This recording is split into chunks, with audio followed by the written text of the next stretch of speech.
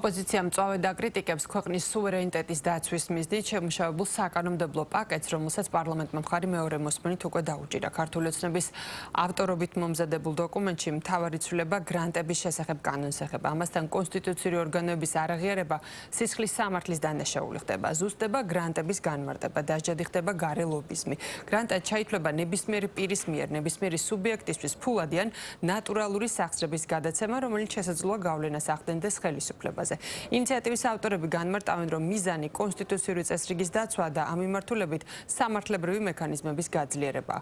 ოპოზიცია კი მიიჩნევს, რომ მსგავსი ცვლილებები გამოხატვის თავისუფლებას ზღუდავს.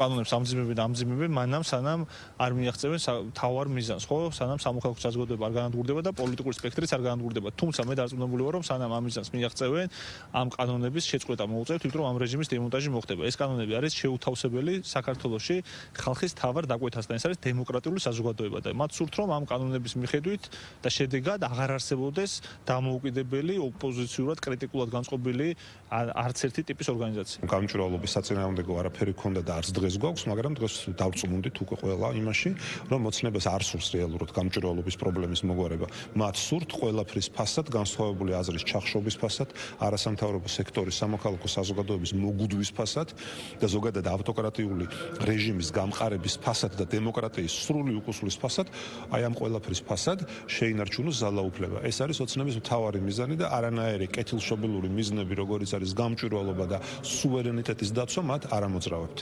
რომ ჩვენ გვქონდეს კანონმდებლობა იმგვარად მოწყობილი, რათა გარედან შემოსული თანხების გამჭვირვალობა იყოს უზრუნველყოფილი და ეს ყველაფერი ემსახურება ერთი მხრივ როგორც თავისთავად ლეგიტიმურ მიზნას გამჭვირვალობას, ასევე მეორე მხრივ ჩვენი ქვეყნის სუვერენიტეტის დაცვას, ჩვენი ქვეყნის უსაფრთხოების დაცვას, მაგრამ ჩვენ ვხედავთ, რომ სხვადასხვა კანონის მიღების შემდეგ კვლავ არსებობენ პირები, რომლებიც ყველანაირ გზას ეძებენ, რომ გამოსავალი ნახოთ და ჩვენს ქვეყანაში შავებული შემოიტანონ. გარედან ჩარევა მინიმუმამდე უნდა იყოს დასრულებული. ზუსტად ჩვენ ყველანაირი გზის და ყველანაირი გვერდის ავლის საშუალებების პრევენციას ვახდენთ, იმისათვის რომ ვისაც უნდა რომ საქართველოში შემოიტანოს თანხები, კეთილინებოს და მიმართოს ქართული ხალხის წარმომადგენლებს საქართველოს მთავრობას და მიიღოს შესაბამისი თანხმობა. ძალიან ბევრი ევროკავშირის ქვეყანა შეშფოთებულია იმ პერსპექტივით და იმ საშიშროებით, რომელიც შეიძლება შექმნას შავმა ფულმა ნებისმიერ ქვეყანაში. საქართველო იქნება თუ ნებისმიერი სხვა, თავს იცავს კანონით სამართლებრივი პასუხისმგებლობა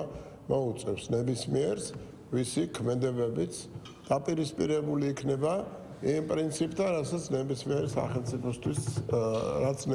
სახელმწიფოსთვის წარმოადგენს ისიერ საფრთხეს. როდესაც ორგანიზებას, კონსპირაციას, გეგმას, სცენარს აქვს აი ესეთი ხასიათი, განსაკუთრებით ამ შემთხვევაში ჩაერევა, მხოლოდ ამ შემთხვევაში ჩაერევა სამართალდამცავი სტრუქტურა. ჩვენ ხედავთ, რომ პირდაპირ აანონსებენ კონკრეტული ევროპელი ბიუროკრატები, რომ ისინი გეგმავენ მოიძიონ კანონის არსებული კანონმდებლობის გვერდისავლის მექანიზმები და ირიბი გზებით დააფინანსონ პოლიტიკური აქტივობები საქართველოში. რა თქმა უნდა, ამას უპირისპირდება ის პაკეტი, კანონპროექტების პაკეტი, რომელსაც იღებს საქართველოს პარლამენტი, რაც შეეხება კონსტიტუციური სისტემის არაღიარებას.